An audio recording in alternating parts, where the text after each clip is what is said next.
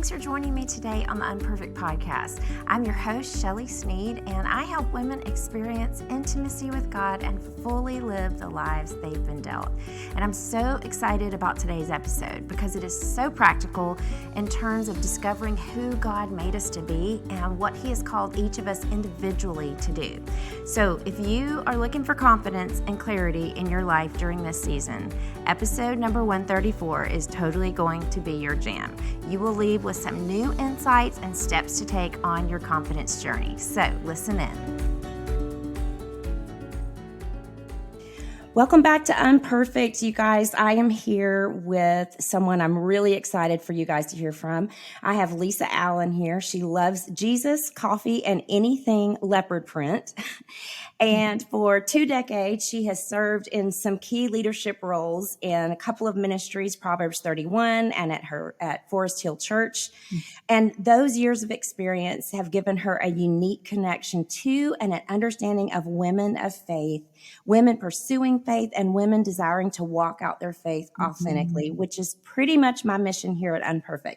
So it's one more reason I'm glad she's joined us today.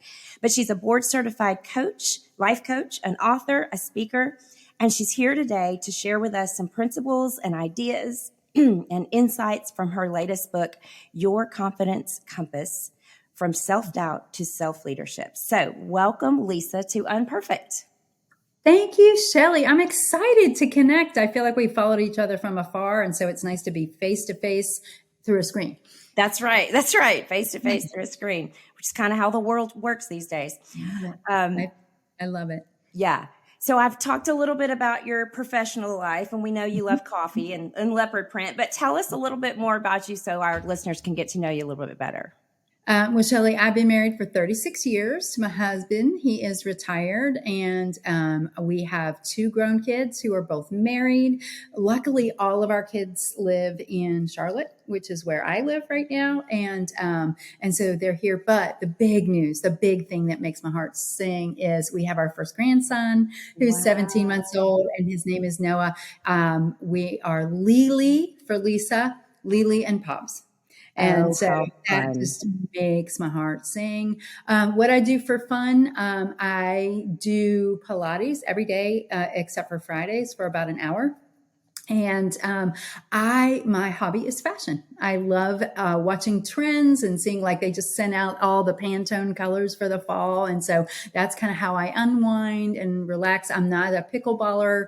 I have golf clubs. I have tried them. They don't work. So I gave them to my daughter-in-law, and I'm sticking with the fashion hobby. That is so fun. Well, listen, my husband and I went to Italy. We've never done anything like that before for our 30th wedding anniversary this past fall. But we spent one night in Milan, but I promise it was lost on us because neither one of us are fashion people. When we went to Italy, we hired a tour guide my husband and the tour guide, Luciano, who is in my book. He's in the beginning of the book from our trip to Italy. He couldn't believe we were going to take some time in Rome just for shopping. He's like, are you sure? I was like, I'm absolutely sure. That is funny. That is funny. Well, listen, I do want to jump into what we're talking about today. I feel like this is a power book. I joked with you after I read it and said, you might have written yourself out of a coaching job because you give so many great things for the reader to learn about themselves. It makes me happy. That was a goal of the book, that you could take it and it would coach you because a lot of people aren't able to secure a coaching relationship. So thank you for that, because that was a goal. Yeah, that's awesome. Well, I know my listeners are going to learn so much today just from hearing you speak about finding their confidence and their passion and their mission. But I do want to start off by asking, what made you choose the word compass in the title of your book? Well, I'm a very action-oriented. I'm not a Bible teacher. Everything in my book is biblically based, okay? Yes. So I'm a very practical coach. And one of the things that it's really important is a compass guides you. And a compass always has a true north. And so our true north as followers of Christ, it begins and ends with God. Okay. Everything that we do, every assessment in the book, every chapter, it's intended to be placed under the light of God and to let him confirm and direct it. And the word compass, the etymology of the word compass is COM, which is together, and PASS, which is in step or pace with. And so as we come together with God, beginning with him, ending with him, we keep in step and pace with what he is doing in our life. So that was really, really important for me. 2 Corinthians 3, 4, and 5 says that we're confident of this because of our great trust in God through Christ. It is not that we think we are qualified to do anything on our own. Our qualification comes from God. And so there's worldly confidence, but Right. that's why it needed to be our true north, being Jesus. Yes, and I love that because you go back to that constantly in the book. There's a great quote that says, "My confidence plumb line cannot be anyone other than Jesus," which I had Amen. written down and thought, yes, not my audience, my listeners, my spouse, my kids. Yes. We can all put something in the blank there that we tend to look Amen. to. So another thing that was interesting to me is that you say in the introduction of the book that everyone battles insecurity, even a seasoned confidence coach, yourself. Yes. And I think the enemy really likes to hitchhike on our insecurities, Mm. just whatever he can do to keep us from being confident to do what Mm. God's called us to do. I think of Ephesians 2:10 that says we're God's handiwork, created in him to do good works, which God prepared in advance for us to do, Amen. which should Yeah. really excite us, but it probably a lot of times we're missing out on a lot of that stuff Sure. that he has for us. So I would love for you to talk about what you mean when you use the word confidence. You kind of alluded to it a second ago, but Yeah. So let me tell you what it's not. We tend to think it's charisma. We tend to think it's a certain personality. It looks a certain way. It's somebody we went to high school or college with. It's the woman that raises her kids in a way differently than we do, right? And so those kind of things don't really serve us unless it's like what we're doing when Paul says, imitate me as I imitate Christ, because all of our confidence looks very unique to us. But I will say that I think at my age, I work with women that are usually 40 and above. And I find that we get to the point in our life where true confidence is walking forward in the face of uncertainty, and we keep walking. Because if we've faced it before, then we already have a leg up on confidence. But I'm working with women. I am the kind of woman whose hormones mess with us. Our bodies betray us, right? That self-acceptance chapter is how my body just kind of did its own thing after a certain time. I work with some women whose husbands have moved on and they're facing a life as a divorced woman, or maybe they've lost it. I'm working with women who maybe they were downsized and they used to be a boss babe or the top yeah. of their industry, right? And so it's not moving forward recklessly. We still go back to the Lord, we still get good advice, but it's moving forward. And just this week, I worked with a client who said to me, I need confidence. I'm waiting to feel confident to move forward. And they had confirmed that they had direction. They had planned really well. And I said, I think if you're waiting for that confidence, you're going to never move forward. But if you start taking action in the direction that God is leading you, I think that's where your confidence is going to come. Yeah, that is so true. And I love how you phrase that too, just walking forward in uncertainty, because I think we do feel most confident when everything is like we think it's going to be. For And sure. I do think when we get to this stage in our life too, a lot of us have been moms for this, couple of decades. We're still moms, but Yeah. hands-on moms, and we've certain roles are coming to an end. I know I was talking with another guest recently about menopause and that kind of stuff, but it was like, this is a whole new season that we've never been in before. And it's almost like we're starting over. It is. And we have to remain learners, right? There's new seasons mean new skills, new mindsets, new acceptance, putting away the old things, and readjusting expectations, right? And that's just not easy, especially I work with a lot of high achieving women. And when you're used to being able to figure everything out, right? And then something hits you in life that you just can't problem solve for. You have to accept and adjust and move forward. That's where true confidence shines. Yeah, I love that. I love that. So, can you tell us a little bit about the pathways that God provides for us to gain or collect our confidence as we're moving forward? Yeah, this is one of the things I love is I want your listeners to envision a bucket and a shovel, okay? That God has given us a bucket and he is giving us ways that we can collect. And so the 6 buckets that I like to collect confidence start, number one they're all going to begin with C, is the number one is our creator. It's the time with God is going to shape our heart, our soul, and our identity. And so it's the creator, beginning with the creator. And then the second bucket from the creator, then we move on to cultivate the right mindset. Right?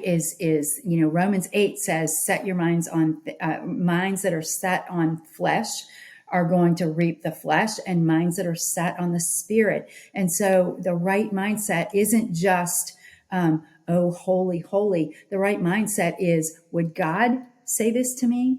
Is this the way I should be thinking? The right mindset is cultivating a mindset of growth and expectation and anticipation versus wah, it's never going to work out. Right. And so mindset plays a really big role. And I like to say that changing your mindset is like getting a gel manicure. So Shelly, have you had a gel manicure? Yes, I have. Okay. So what we do is we go into the salon and they say, pick your color, right? So we pick what we want our mindset to be through the color. We take off the old mindset, we put on the new, but here's the key. It doesn't work till we put it under the light. And so the Lord sets the mindset. That's why I think we get frustrated, because we think we can do it in our own strength. And the fact of the matter is, a mindset change is hard.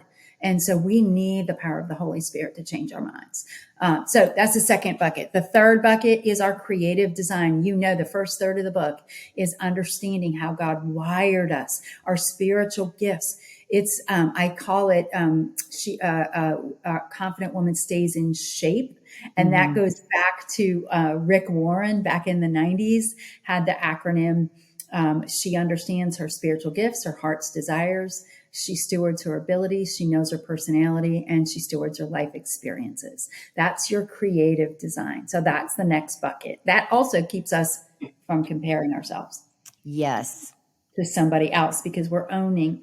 The fourth thing is our calling is living a purposeful life. Ephesians 2:10, you just quoted it, that we are not only his masterpiece, his creative design, right? But he has prepared works in advance for us to do. We have works to do. And so living a purposeful life, and that doesn't mean you go into full-time ministry, but that means that even if you work in corporate America, because you are the breadwinner for your family, you are finding ways on the weekends and in the evenings to build into that purpose and calling. And because it fuels you. The next bucket is community. This is our social wealth. It's really important that we have different people speaking into our lives, and we're in authentic community. That's a big bucket of confidence. This is where people hold mirrors up to us and we remove our blind spots. These are our motivators, our cheerleaders, but they're also our challengers who will speak truth to us even when we don't want to hear it. In community. And then the last thing is consistency. And this is developing the habits that we need to take care of ourselves spiritually, emotionally, physically, financially. All of those things require disciplined consistency. Yes. And let me tell you, consistency is my hardest one. I'm the most ADD person I know. And I didn't really realize that I had that diagnosis most of my life. It all makes sense now. Yeah. But yeah, and you give so many practical tips and strategies. I love that for building that consistency. But I want to jump back because I have a comment on just about every one of these, but they're Yeah. Go, so go, go. good. But the creator one, I Mhm. think I find myself so many times on this podcast. It doesn't matter what issue or struggle I'm talking about. I feel like one of my main takeaways for my listeners is always it's got to start with your time alone with God and being in the presence of God. And I feel like that sounds so trite. Like if somebody's really struggling, they want to tell me something I can go do right now, to make this better. But I've just, you talk about experience as a teacher, have learned that is where everything has to start, from Amen. identity to even all the other buckets that you're talking about. We'll go back to that time with him. So I love that you make that the first one For sure. in there. And the mindset too, it reminds me a little bit because I just interviewed Nikki Hardy and her latest Oh, book, God, Can We Chat? And she talks about that, how yeah. we Mhm. we have to honor the story we're telling ourselves, but Yeah. then we Yeah. have to say, God, speak into this, because I have written this story and that may not be the story that's true or real or what you want me. So when you're talking about Mhm. like what would God say to that? What would God say about that? And there's a quote. Oh, it's some sort of an automotive guy. I'm going to forget the name right now, but it is said, whether you believe you can't or you can, you're right. Oh, Whether you good. believe you can't or you can, you're right. And again, that's where, again, we don't want to be bulls in a china shop going ahead of God. I'm right, right? Right. But we want to have, if we want to have the belief that God will empower us for where He's leading us to go.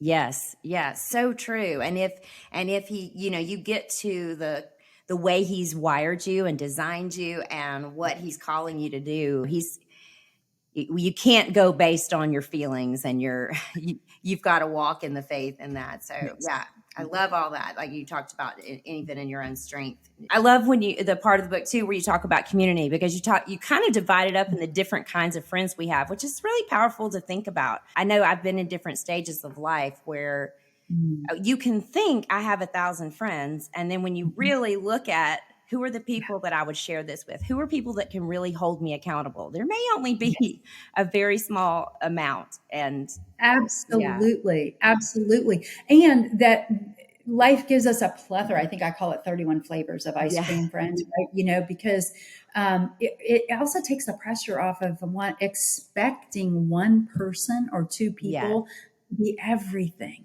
And so the Lord has given us social wealth. And the other thing is, social wealth also means, just like our financial wealth, where is the best way to invest time and energy, right? And so we're diversified. Our portfolios are diversified right. financially, and they should be diversified socially as well. Yeah, so true. Okay, so I will say this. When I was reading the book, I wanted to get to the calling part, and you made me sit so long in the self-awareness part. I get it now that I've read the whole book. But Yep. I would love for you to talk about what self-awareness and self-leadership have to do with confidence, because that really was such a huge piece. Well, this is something that the Lord has taught me over time, and that self leadership without self awareness is a bull in a china shop, right? Because Right, if you're moving forward and you don't have any awareness, we all know somebody that is, right? right, You're like, oh God, here we go. But self awareness that leads to self reflection. I wonder why I do what I do here, right? I wonder why I always feel less than when I'm in this one situation. I wonder why every Thanksgiving I go to bed crying, right? And this isn't me, but lots of family times. And so being aware, it doesn't change the different settings that we go into, but what it changes is, what am I going to do with what I know? right. Right. And so self awareness that stays where it is just a lot of information. Once you're aware and you've reflected and talked to God about it, what are you going to do? Who are you becoming? Do you need to have a conversation to set a boundary? Do you need to change your mindset going into Thanksgiving? right? Like I can't change that this person isn't going to like my turkey or whatever it is. But sometimes I worked with a team who had somebody on their team that for a long time was aware. They were a work boot personality, which Mm-hmm. is very direct and very, if you know disc, it's a D on the disc. And they were very honest that they would be like, oh, I blew this person up in the meeting. I know I overspoke, blah, blah, blah. Well, working with this team, I found out that that self-awareness went on for 5 years and they continued to blow people up. So knowing it, it's just information at that point. What are you going to do with it? How? And of course, we know we want to look different. We want to look like Jesus. Right. So would Jesus be blowing people up in the meeting? But that's what I really mean with self-awareness that leads to self-leadership. I like that. And there's so many great things in the book about discovering your personality and then how you're wired along with like maybe your spouse or the other people in your family or the people that you work with, which was huge because for so long, I think in my marriage, I mean, my husband is he's the work boot. I'm pretty, that's the one he's in. I'm the stiletto. I think we had the same, whatever. But it was interesting to look at even my strengths they're not strengths all the time because there's they're not times needed when all it's the not time. appropriate for me, to be Miss Pollyanna, happy all the time, optimistic, and talking all the time, which that was the funniest thing. Now that we've been married 30 years, we can laugh about it is, we have this thing, if you can see the video, I'm doing my hands kind of in a circle, like, get on with it, which is my husband's way of saying, you are spending 2 hours to tell me something that really should only take, give me the bullet points. I think that was one of the things you said. Like there's some strategies, knowing my personality, knowing his, but then on his end, she's going to need she needs to process a little bit while she's giving you the bullet points. And you can get ahead of it. So like say that there is something really important for me as a stiletto. I will say to my husband, Bill, hey, I'm really going to need to process this with you. And that way he's like, oh, geez, here we go. But he gives, and if I don't always expect that from him, that I'm just rambling on and on and on and on, then it's easy for him to give himself over to that. Right. And it's vocabulary. So, our personalities answer to us. And so we have to know, what does this situation require of me? Does it require me, like in Bible study? I'm always going to want to talk in Bible study. Right. Well, there's 10 other people. Yes. And so I can tell my stiletto to zip it and, go sit down.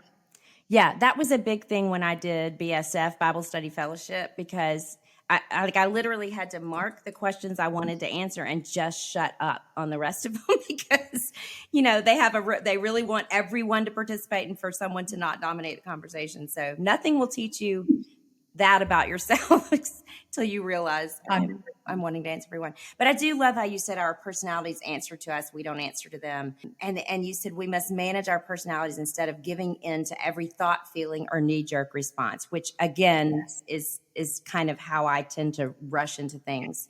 And I love, it was Ecclesiastes 7:18 that you had said, whoever fears God will avoid all extremes. So again, yes, God wired us this way, but it's not always needed. Right.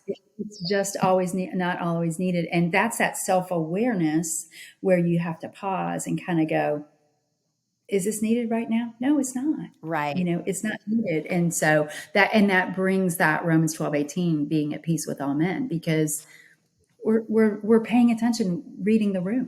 Yeah. And it helps us with humility, I think, because otherwise it's so easy to go, I'm right and everybody else is wrong. And the more self-aware you are and you're trying to utilize your gifts and strengths in the right way, the easier it is to see yourself in the correct light, I think, and see other people. Sure. And here's the other thing, Shelly. I don't know if you've noticed this, but we tend to believe, okay, God made me this way, right? And even it's a good thing. It's a strength. Remember, an overuse of a strength is just as bad as a weakness. Yeah. And so to me, when it rises up in me, you go, oh, this is me. And so that's where I think people get confused, because it feels so natural. It's not even a weakness at that point. It's Right. just not an appropriate use of a strength. And so getting used to go, oh, just because it feels right to me doesn't mean I need to use it.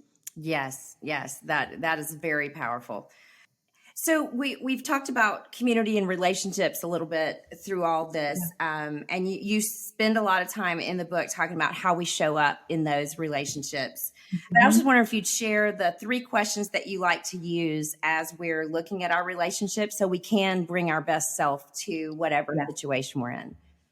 Yeah. So the 3 are, in fact, it's funny. I'm preparing to do this for a disc workshop in Minneapolis next week. Who am I? Right. And so who am I? What does this tell me about me as we take in our values, our spiritual gifts, our personalities, our life experiences? What's this tell me? And then we shift and we do, who are you?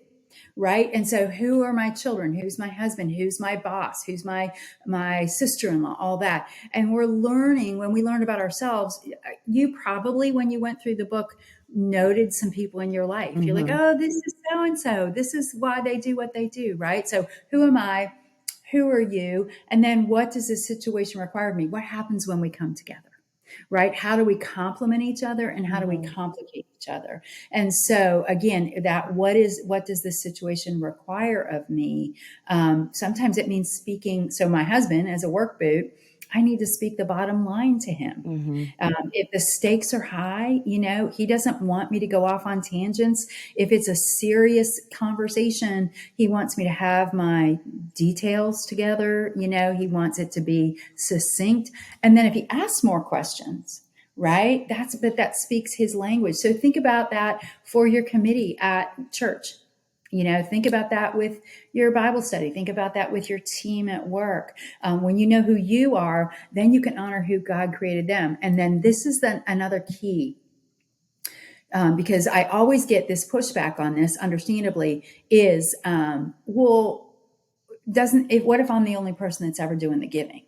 Okay, so that's not okay, right? The question is, how do I honor you without losing me? Right. And so if you're losing yourself, if you're stuffing, or you're not using your voice, or you're, maybe you're, blowing people up, whatever it is, that's an indication that it's gone too far. It's not reciprocal. In a perfect world, there's reciprocity in these. Right. Yeah, that's good. That's good. And again, that goes back to self-awareness, but awareness of the relationships too, and Correct. how Correct. that's all playing out. So you mentioned spiritual gifts, which a lot of us are familiar with, because if we were raised in church, we did the little studies. You figure out what 1 or 2 or 5 or whatever, depending on what test you take, that spiritual gifts you have. And I love that works together, and we know from Scripture that works together to unify the body of Christ. But you pull out all the other things too, like our personalities and our. One of the things you mentioned is values, and I just think this is interesting because I've my husband, in his work and his job, has done a lot of personality studies and values assessments and that kind of stuff. And I guess I hadn't really thought about it for myself before. So I'd love for you to take just a second to talk about what you mean by values, and why is it important for us to identify what we value in terms of this conversation. Our values drive our behavior. And so when we can value everything is good, right? But when push comes to shove and you're squeezed, your top values are going to rise to the top and cause you to respond or react, right? And so knowing it in advance can help you, first of all, understand. One of the examples I like to use, there's always somebody in your life that was raised with the value for hard work, right? My husband is a servant. He never sits down. He is constantly moving, right?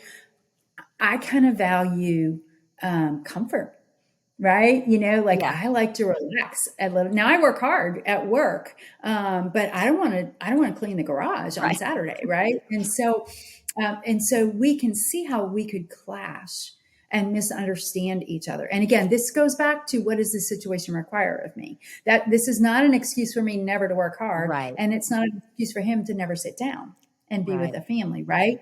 And so I think the example I used in the book is Mary and Martha. Mm-hmm. That, in Mary and Martha, that Mary was sitting at the feet of Jesus, and Martha was serving in the kitchen.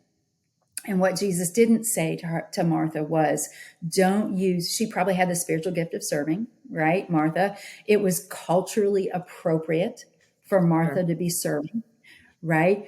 What Jesus was saying is, in this particular situation, I want you to choose something better. Mm. And so just like our personalities, our preferences, our values will rise up, and we can say, what is Jesus directing me to in this situation? You can put your work ethic down for a minute and watch a movie with the family, or whatever that might be. Yeah. And that's been so key, even for us in parenting, because sometimes we laugh that, there might be a kid that struggles with something that happens to be the thing we value most. And so 100%. yeah, we want to, that it's like that becomes, then that's the number one sin they can commit. And that's what they struggle with the most. So Yes. I love how you're saying there's, it's important, but there are times to lay that down, and something else may be more important. And the example, like, I think one of the things is, if you work for an organization, they're going to have values. Right. And so, like, one of the examples is, like, we used to have at Proverbs a value for collaboration. Collaboration was one of the high values. Well, we had some people that were highly independent. And so when you join an organization, you kind of put your personal values down, provided it's not sin, Sure. Or illegal, immoral, any of that. When you pick up a paycheck, you also pick up the company values. And so you can be independent as all get out, but you're going to collaborate there. That's big. And that's important, I would think, before joining a company, to make sure you feel like you have the capacity to do that, or will be supported in your journey to learn how to do that. For sure. Or at least understanding it's going to drain your battery more when you have to do that. Right. So, again, forewarned is forearmed. So this is the self-awareness. So, okay, this is a highly collaborative meeting I'm going into. It's never going to move fast enough for me if I'm independent. It's going to have way too much dialogue from, independent people are just going to want to make the decision and move on. Right. And so, again, forewarned is forearmed. You can go into that and you don't have to get your knickers in a wad, so to speak. You can move forward. Yeah, that's great. That's great. So you have some great, great chapters all about figuring out your personal calling, what God's called you to do, whether it's, and there could be multiple things, and there could be a main thing on the front burner. But I love this part of the book where you talked about what a calling is and what it isn't. And so I wondered if you can just share a little bit about that with us. Yeah. So a calling is, it's something that fuels you, like you get energy from it. I think I probably used Ephesians 4:16. It says, when the body, each part does its own special work. That word work in there is energian, the Greek word energian, from which we get our English word energy. And so a calling is something that fuels you. There's a passion that bubbles up. It's a reason that you can't walk away from something. It pulls you off the couch when you're tired. It doesn't mean you're not going to get tired doing your calling, right? Because it's hard work, but it's the best tired you'll ever feel, because there's a passion that's bubbling up. So it is something that fuels you. It gives you energy. It can be very small. It doesn't have to be full-time ministry. It doesn't even have to be ministry. You can do your calling in corporate America, right? It's something that can be very hidden. I think social media makes us feel that everything has to be big. Right. And so if what makes you passionate is mentoring couples, and you mentor one couple, you're doing your calling. Right. And it's up to God if he wants to pull it into a full-fledged ministry. The other thing that I think women especially get confused with a calling is our calling will hold hands with our roles and the assignments that Mm, God gives. And so if you have young babies that you're rocking, you're going to have a lot less time for your calling because your role is going to require a lot more of you. So it might just be something that you begin to research and dream about and pray about, right? Or listen to a book about it or something, or follow people on social media who are also doing a calling like that. But our role is in our callings. Like if our calling is to raise kids, then what happens when they go to college? right. Right? It's the role, it's an assignment, and it's the most important thing that it might be. My calling, my role right now is an aging parent. Right. And my husband and I are responsible to care for her. And so that's not my calling, but it's a role, an assignment that I happily do. But it's not that fuel and passion. Right. And so that's what helps our calling go really all well into our future. God can change at any time, but it can go for a long time as well and not change. Yeah, I love that. And I love the because you do talk about different steps you can be taking, like you just mentioned, even if you're not in a Yeah. season or a role where you can jump into what you feel most passionate about. But I love that too for we talk a lot on this podcast about being in waiting seasons Yeah. and how can you actively wait for God? It's kind of a different subject, Yeah. but I think the underlying factor is the same, that there might be a step we can be taking that we can be active while we're waiting on. Yes. And isn't that a little bit too going back to the mindset? Right? Like if you're neck deep in driving carpool, like middle Right. school moms, God bless middle school moms, Yes. because they are active from 7 a.m. in the morning, 6 a.m. in the morning till sometimes midnight with activities and such on the weekends. And so they have to understand the perspective of that time stamp season. And we talk in the book about timestamp seasons. Yeah. That if you are driving middle schoolers and you might be exhausted, you might be going, I really want to write a book, or I really want to, go do missions in Liberia or something. It's just not it's the season, but you can still dream. You can pray. You can read about it. You can have coffee with somebody who's doing it, Right. and to kind of keep those juices flowing. But the perspective of your mindset is, I'm in a timestamp season. And so I'm going to give my all to this. That's what I'm doing with my mom. I'm in a timestamp season that there is a time that I'm going to want to drive over to her and she will not be there. Right. And so I remind myself of that. Yeah, and it goes back to what you were saying about how our roles are not our calling, or they can be, but they hold hands with one another. But it's That's I right. think so many times we assume the role we're in is our calling, and then we wonder why we don't feel passionate and energized and fulfilled. And there can be a lot of reasons for that. I'm not boiling it all down Yeah. to maybe you're not doing what you're called to do. But I do think if you're talking about, like you're saying, that it fuels us, it gives us energy and passion, and that devoting, some kind of time to that Yeah. is going to refuel more than just doing the role Yes. that you're in, even if God's Well, put you and in that role. absolutely. And again, this doesn't diminish. Like I work with a lot of women who are the breadwinners for their family. They work in corporate America. They make great salaries and they carry benefits that the Lord has not released them to not do. Right. And so, but it's not their passion. Right. Right. And so they're building times to connect to that passion in other ways while being obedient to the role that they've been assigned. And again, most of the time, being a mom is a joy and a pleasure and all that. And you're not ready to run past it to get to do something else. But it also keeps us from finding our identity in our marriages, Yes. finding identity in our children, right? It keeps us kingdom focused, that God has work for us to do and he will show us when it's time.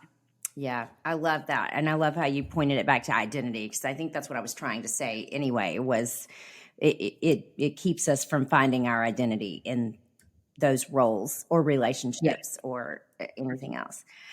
Well, okay, this part of the book really stuck out to me again because I told you I'm ADD, and I keep thinking if there were more hours in the day, I could do it all.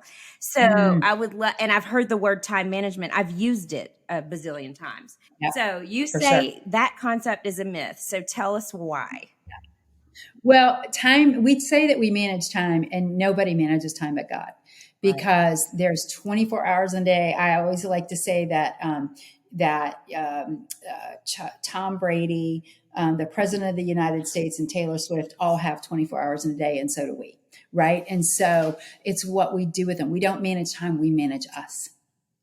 We manage us. What are we going to do with the time that God has given us? And that's also where energy is important, like doing things that give us energy, knowing that, I'm about to go into a season. Like, for example, I just had several back-to-back travel trips, right?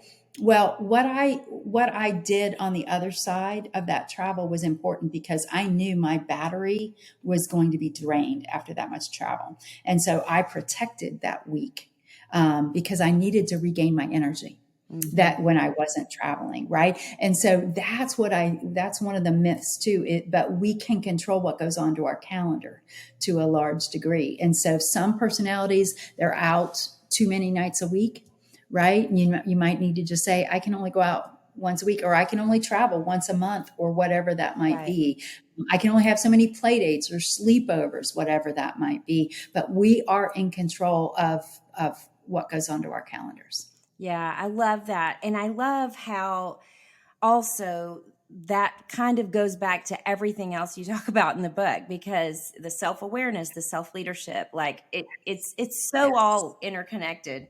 And you talk about guarding our capacity. And one of the great things, this kind of goes back to when you talk about calling in the book, but one of the most impactful chapters for me was letting things go when they end.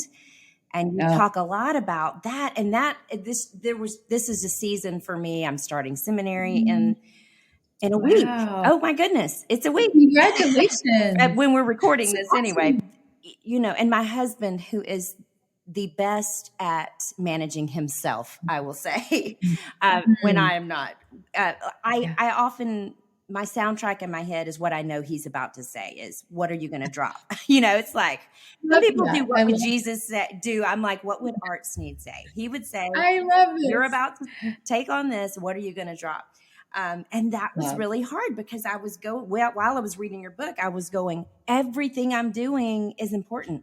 Everything I'm doing, I want to, but it kind of had to go back to, what is God called me to do and what roles am I in? Like it was just so helpful to be able to go back and look at all those things. And then, there was such a piece about letting that go that was supernatural. Well, and in that chapter, we also talk about used tos and shoulds and stuff. And we tend to, if we've always been the president of PTA, we're going to do it next year too. Right. Or if we've always sung in the choir, we always kept nursery, we've always led life group, we've always, it doesn't mean that those things are wrong, but we have to at least say, because we rake everything forward. And you're adding, I think I use the example of the rubber band, and our rubber band is representative of our life. It gets more stretched and stretched and stretched. And we don't get over capacity by putting big things in. We get it just adding a little bit more. Right. Just a little bit more, right? But that all adds up, and the rubber band will break. And so will we, if we're not actively saying, okay, if I'm now called to be the vice president of this board, then maybe it's time for me not to lead the PTA. Right. Right. That's so true. That's so true. One of the reasons it took me longer to read the book is because there's homework, really. Like with every chapter, it wasn't just like most books, if I'm interviewing the person or it's a book I've picked up and then later decide, I want to interview this person.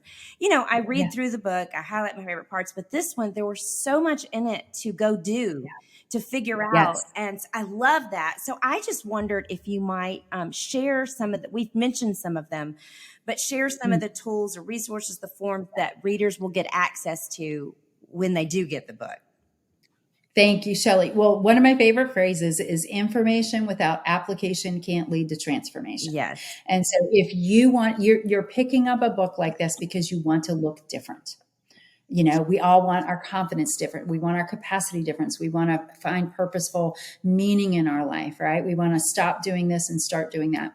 So information without application. So application is important. And like my sister-in-law, she was great. She said, you know what, Lisa, I'm going to really chew on this book.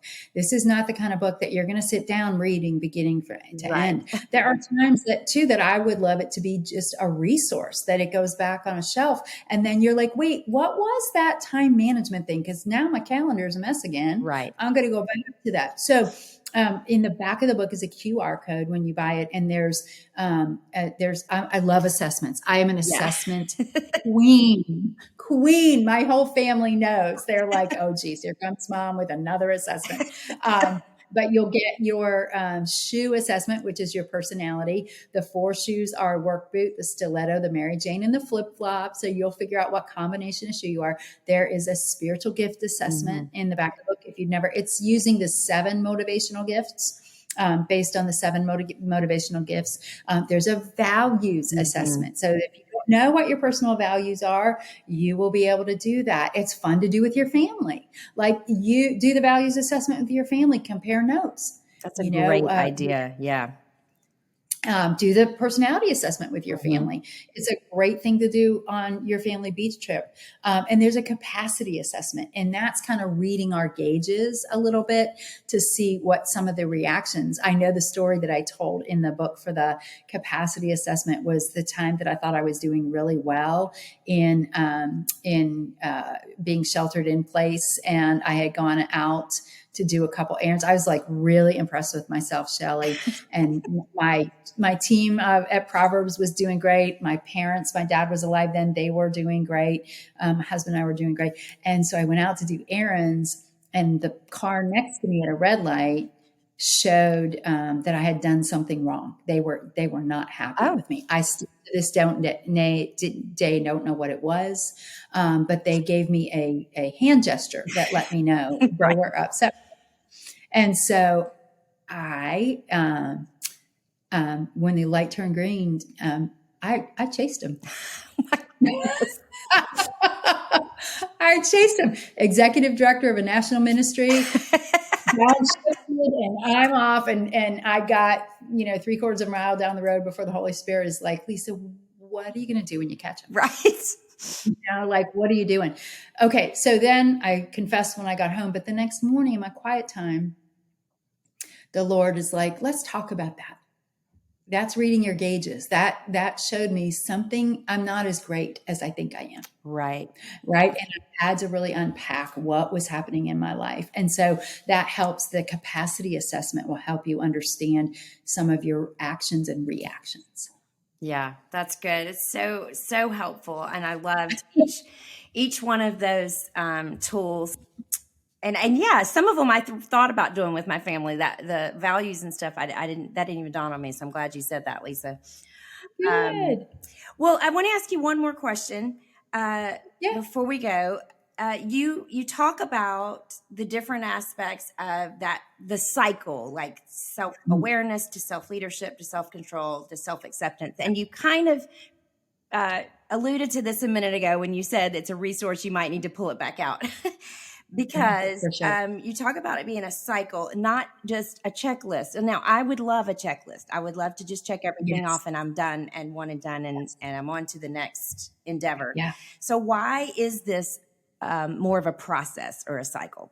Such a good question. First of all, Paul wanted this as well, the thorn in the flesh. He wanted a checklist of once and done, right? And so some things God does deliver us from once and done, like our calendar's a mess, and then we learn a lesson, and then we have boundaries forever, amen. Maybe that's you. So I don't want to limit what's possible for God, but I do want to put a human lens on it. that as our lives change, as our seasons change, as women, as our hormones change, all kinds of things happen, and it's not a once and done thing, So sometimes we're like, I remember I had a friend tell me this, about, this was years before I wrote this book. But I was like, I don't know why I'm really wrestling with insecurity in this area. And she's my BFF that I meet with every other week, and she knows me so well. And she goes, you had one of those teenage years that was fun. And she goes, you don't have as much experience with insecurity. And as you are aging, you're building muscles that maybe some of us built when we were 13, 14 years old, and you're just doing it now. And that was so insightful to me, that there's seasons, again, that goes back into confidence, being moving forward in the face of uncertainty. It's self-acceptance. There's some things in your life you're not going to be able to control or change. You have to accept them and continue moving on. They don't define you. The Lord Jesus Christ defines you. He says who you are. But this helps you go back and reassess. Okay, what does this season bring me, and what's my response to it? Yeah, I love that. And and by the way, I am not that person that learns the first time. And like I am that person that like, really, we're back here again. Whether it's, sin in my life that I can control, or patterns, but those patterns of behaviors that we get stuck in. Yes. And you can go, wow, I thought we were done with this. Yeah, exactly. Which is why I go back to the bucket of consistency. Yeah. You have to pull that bucket back out and go, oh, I worked out for all this time, and now I've fallen off the workout wagon, or whatever it is, or I'm now going out to eat instead of saving my money for retirement, whatever. Right. Yeah. So good. There's so much more in the books. I do want to encourage my listeners to grab it. There'll be links in the notes for today's episode, but I would love for you to tell my listeners where they can connect with you too, because I know you share a lot of other things too in other places. Thank you. So the easiest way to connect to me is my website, ljallencoaching.com, ljallencoaching.com. My name is Lisa Jean Allen. So that's why the J is in there. My social media handles are there. I blog about once a month. There's I think there may be a free chapter or something for the book and stuff on the website. And so where you can get the book is there. But that's probably the easiest way, ljallencoaching.com. Okay, awesome. Well, I will have that in the notes. And thank you so much for being here today, for sharing so much of what you've probably spent years learning, and we all get to learn it in a book. Well, thank you for this opportunity, and just God bless you and all you're doing. You're a new friend to me through Jody, and I've just enjoyed your UnPerfect. What a great title for the podcast, right? And permission. That's permission, right? None of us are perfect. This was perfect, and the rest of us fall short. Right. And so it's permission to kind of keep trying. All right, guys, run, don't walk, and grab this valuable resource from Lisa. And in the meantime, let me just quickly recap those 6 pathways that Lisa shared early on that God has provided for us to gain confidence. And don't try to eat the whole elephant at once. Just take one bite. Choose one of these things that you want to focus on or analyze or incorporate this week. Okay, she said number 1 is Creator, time with our Creator. That always has to be the number 1 priority. Number 2, cultivate the right mindset. This is allowing the Holy Spirit to shape your mindset, who you are. Number 3, creative design. How God has wired you, your spiritual gifts, your personality, your values. Knowing this better is going to really help keep you from comparison. Number 4, your calling. This is living a purposeful life, finding ways to build into your calling and remembering that your role isn't necessarily your calling. Number 5, community. Do you have authentic community? You know, we talk about that a lot here on the podcast. It's so important. But God has given us a social wealth in the people that He's put around us, so we can utilize those relationships. And number 6, consistency. Building some habits that are going to help you in your calling and reaching your goals. So take a minute to think about one of those things and make a plan for this week, how you're going to build into that. And then would you also take a second to give us a rating and review on this podcast? I promise you it's not like Amazon or Walmart where you have to answer like 10 questions and you thought you were just going to get to click on the star. Here, it's literally as easy as clicking on the 4th or 5th star and saying, this was so helpful. The ratings and reviews that you guys leave for the podcast really do help other people find it. That's just how the podcast world works, so that they can discover their confidence and calling too. And as always, I'm praying that you're able to see glimpses of God's glory in the now and the not yet of your unperfect life this week. I'll see you next time.